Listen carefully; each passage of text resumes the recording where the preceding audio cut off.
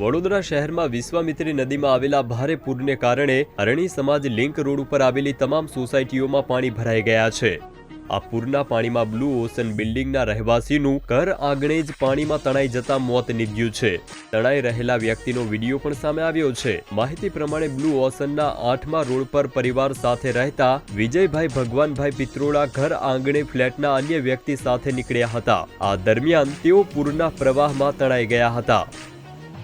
અરે શહેરના સમા સાવલી તરફ જતો જે આ બ્રિજ છે તેના દ્રશ્યો બતાવીશ કે જે પાણી છે તે 35 ફૂટથી 40 ફૂટ સુધી પહોંચ્યું હતું અને ત્યારબાદ આ તમામ વિસ્તાર જે છે તે પાણીમાં ગરકાવ હતો।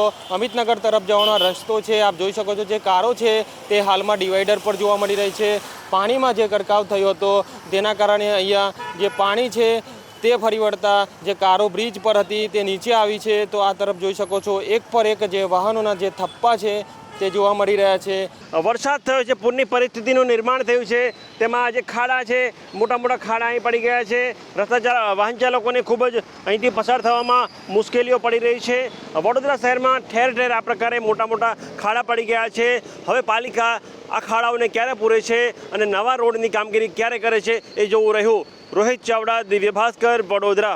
શેર એન્ડ ડાઉનલોડ કરો દિવ્ય ભાસ્કર એપ।